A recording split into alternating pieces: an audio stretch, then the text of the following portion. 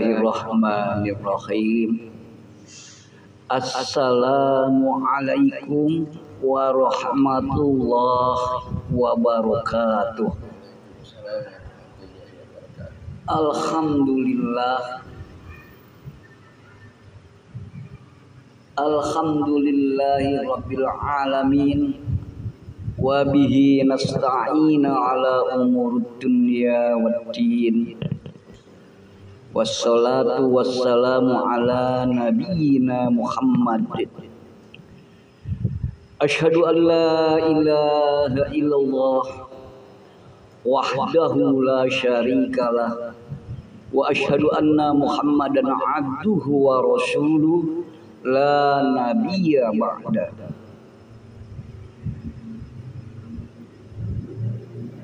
Masya Allah kan wa ma lam yasha' lam yakun. La haula wa la quwata illa billah. Amma ba'd. Faqad qala Allah ta'ala fil Qur'anil Karim wa bihi nasta'in. Bismillahirrahmanirrahim.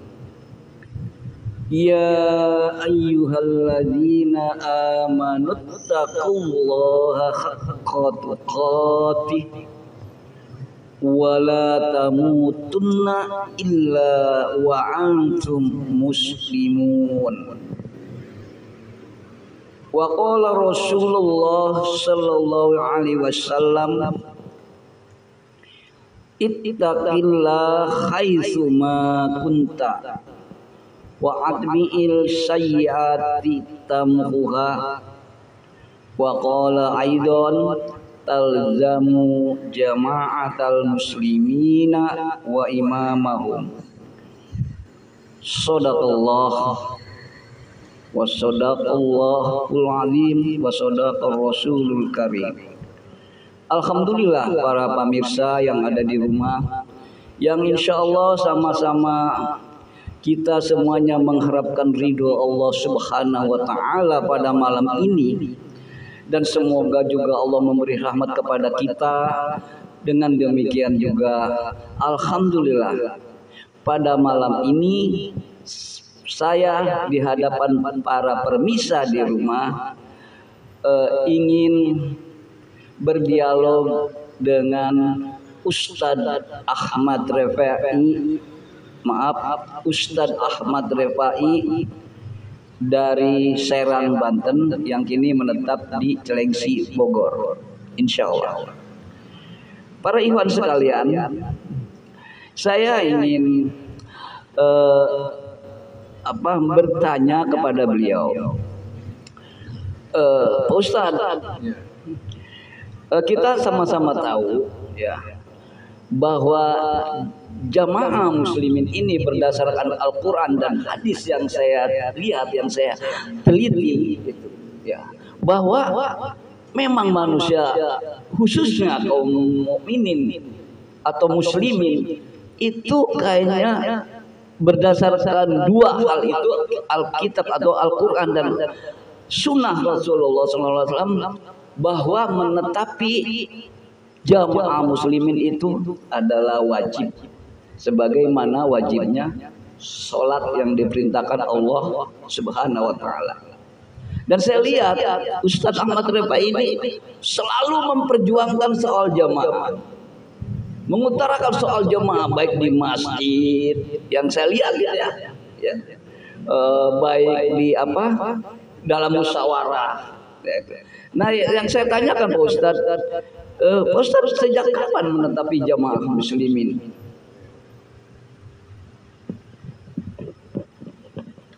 Assalamualaikum warahmatullahi wabarakatuh. Alhamdulillah, wassalatu wassalamu ala rasulillah wa ala alihi wa ashabihi ajma'in, amma ba'du. Baik, secara singkat saja tadi sudah dipaparkan pertanyaan dari Bapak Ramlan. Pertama tadi bahwa menetapi jamaah itulah suatu kewajiban. Memang dalilnya ada ya dalam surat Ali Imran 102, 103 dan juga beberapa hadis tentang menetapi jamaah. Tadi pertanyaan Pak Ramlan kepada saya, sejak kapan menetapi jamaah muslimin? Waktu itu seingat saya masih remaja, kurang lebih ya umur 18 tahun. Saya menetapi jamaah atau berbaiat dengan Imam Wali Al-Fatah, Imam Jamaah Muslimin yang pertama. Waktu itu tahun 1975 ya. Setelah ta'aruf di Sunda Kelapa 74, kemudian saya 75 awal saya menetapi jamaah muslimin. Waktu itu saya terus terang, waktu itu menetapi jamaah muslim itu diajak sama bapak saya ya.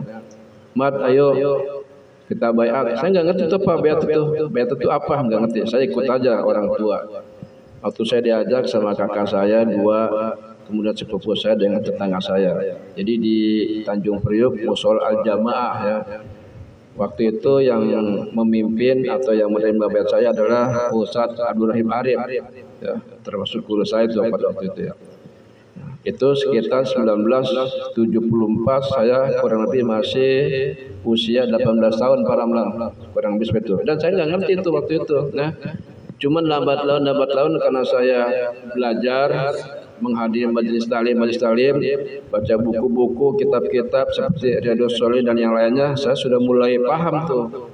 Ternyata yang bapak saya tuh ngajak saya untuk menetapi jamaah sudah semakin yakin bahwa jamaah itu suatu kewajiban perintah Allah dan Rasulnya, itu kurang lebih yang seperti itu ya. Kemudian Pak Ustadz tadi bicara menyangkut Bapak Wali Al-Fatah. Wali Al-Fatah itu siapa?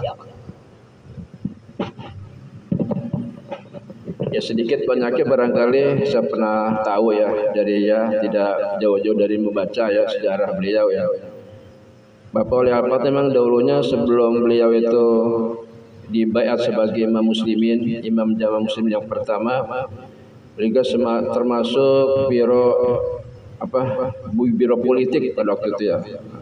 Kemudian Bapak Wali Al-Fatah itu semenjak itu kemudian dia memikirkan tentang umat Islam, berarti umat Islam harus bersatu. Nah, akhirnya dengan izin Allah Subhanahu wa taala, kemudian Bapak Wali Al-Fatah itu dibaiat lah singkatnya, dibaiat ya pada tahun 1953 27 Agustus kalau saya tidak lupa itu. Jadi Wali Al-Fatah memang tadinya berkecimpung di bidang politik, tapi setelah menjadikan imam semua ditinggalkan, itu politik ditinggalkan. Itu kurang lebih seperti itu. Ya kemudian yang tanya lagi, jadi berarti bahwa Bapak Wali Al-Fatah itu adalah imam muslimin yang pertama gitu kira-kira. Ya.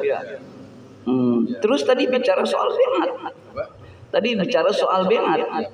Apakah jamaah muslimin ada sangkut pautnya dengan baiat? Justru itu persyaratan kita menetapi jamaah itu dengan baiatnya imam ya. Seperti dalam sebuah hadis kan pernah kita tahu ya, la islama illa bil jamaah ya, wala jamaah illa bil ibarat dan seterusnya. Kemudian tadi dalam menetapi jamaah muslimin itu adalah kita memang harus membaiat imam. Karena dengan membaiat imam itulah kita artinya betul-betul sudah berada dalam satu jamaah dengan baiat imam itu ya. Ya, jadi adanya jamaah, adanya baiat sebagaimana hadis al-jamu jamaatul muslimina wa imamah, menjadi imam. Kita yang sekarang ini adalah butuh baiat imamah, mengangkat seorang imam. Jadi antara imam dengan jamaah itu memang satu paket. Jamaah itu merupakan satu kesatuan. Nah, kemudian untuk menetapinya kita dengan membaiat seorang imam. Apa yang sudah dijelaskan oleh Rasulullah Shallallahu Alaihi Wasallam. Nah, jadi dia harus imam harus ditaati ya, dibaiat, ditaati gitu, dan didengar apabila imam muslim itu memerintahkan sesuatu yang sesuai dengan Al-Quran dan Sunnah, kita wajib mentaati gitu ya. Seperti itu. Ya seperti itu ya, Ustaz ya. Terus setelah menetapi jamaah muslimin, apa ada perubahan dalam jiwa Ustaz? Soalnya biar-biarnya juga Ustaz sebelum ada di jamaah muslimin tentunya kan di tempat yang lain, di rumah yang lain ya gitulah. Ada perasaan, ada perbedaan nggak gitu tentang sakinah, tentang wawasan gitu loh. Ya, geser saja pertanyaan saya. Setelah saya menetapi jamaah muslimin atau Hizbullah ya, itu memang saya sudah semakin istiqomah, yakin ya, yakin. Jadi memang satu-satunya tempat bagi muslim itu adalah jamaah muslimin. Maka setelah saya berbaiat, setelah mengangkat imam, saya sudah yakin inilah satu-satunya tempat bagi kita. Maka saya semakin yakin ya, dengan menetapi jamaah muslimin atau saya berbaiat kepada imam muslimin. Pokoknya sudah beda lah dengan dahulu. Meskipun memang waktu saya masih muda sih memang kehidupan bapak saya itu dari kurang lebih bapak saya baiat tahun 1964 ya, 64 baiat. Kemudian di sana memang saya itu istilahnya, saya kalau istilah sahabat Ali, sahabat saya sahabat Ali bin Abi Thalib ya. Jadi saya semenjak masih anak-anak itu sudah orang tua saya sudah mengikuti sunnah Rasulullah SAW. Jadi saya nggak banyak neko-neko ya, nggak banyak macam-macam itu. Setelah baiat baru saya semakin yakin satu-satu tempat ada jamaah muslimin yang sudah Allah tetapkan, yang sudah Allah sudah tetap, kemudian Rasulullah mengamalkan dan para sahabat itu. Tadi kan terakhir tambah satu lagi nggak apa-apa lah, nggak apa-apa ya Musa. Maaf. Oh ya maaf. Jadi yang maksud saya ini ya, maaf ya pemirsa ya, setelah dipaparkan oleh Ustaz Ahmad Rifai tadi masalah ujian, saya masih ingat Al-Quran yang ini, yaitu istiqomah. Innalladzina qalu rabbunallahu tsumastaqamu tatanazzalu atakhir ayat. Jadi kita harus istiqomah ya dalam situasi begini, apalagi situasi ini suatu zaman apa ini. Udah kita harus istiqomah banget ya. Istiqomah banget. Jangan terus. Soalnya gini Ustaz ya, ada yang mengatakan lagi nih ya, istiqomah itu perlu ya, istiqomah itu harus perlu. Setelah saya ada di dalam hak, kok hidup saya jadi begini. Ada kan Ustaz? Ada.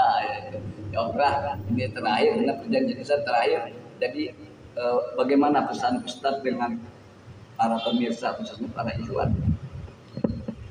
Pesan saya pertama kepada para ikhwan muslimin muslimat yang pernah menyatakan baiat, yang pernah mengangkat imam kita sebagai imam dari mulai yang pertama sampai yang sekarang ini, maka tadi ya kita harus istiqomah.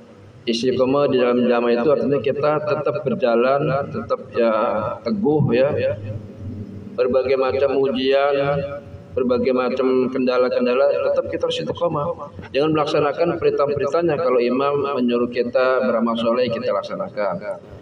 Ada instruksi dari imam, ada amanat dari imam, kita melaksanakan. Jadi istiqomah ya, jangan istilahnya di luar berbagai macam apa ya ujian-ujian lah ya. Nah kemudian kita jadi istiqomah, kita melenceng ya, melihat di luar, wah kemudian kita melenceng. Itu jangan sampai seperti itu. Istiqomah itu tetap berjalan lurus ya, melaksanakan kegiatan-kegiatan kita dalam jamaah. Yang kedua, pesan saya kepada muslimin, ayo kita sama-sama melaksanakan, mengamalkan perintah ini adalah dari Allah Subhanahu wa taala, surat Ali Imran 103 ya. Kemudian dari hadis-hadis buat contoh tadi. Nabi bersabda, yang waktu ditanya sama Hudzaifah bin Yaman, taljamu jamaatal muslimina wa imamahum, tetaplah kamu berada pada jamaah muslimin dan imamnya. Jadi pesan saya kepada muslimin, sama-sama kita melaksanakan tempat yang Allah perintah dan Rasul sudah amalkan, yaitu jamaatul muslimin. Itu kurang lebih ya gitu kuat ya. Seperti itu ya. Alhamdulillah, syukron Ustaz. Jazakallahu khairan. Para ikhwan atau para pemirsa yang ada di rumah, tadi telah kita sama-sama dengarkan tanya jawab antara saya dengan Ustadz Ahmad Rifai. Kemudian yang betul-betul ingin bertemu dengan Ustadz Ahmad Rifai, ingin bertanya lebih luas lagi, bisa ditanyakan di tempat ini, Musola Al Jamaah, Jalan Menteng Terusan 113. Kami siap. Insya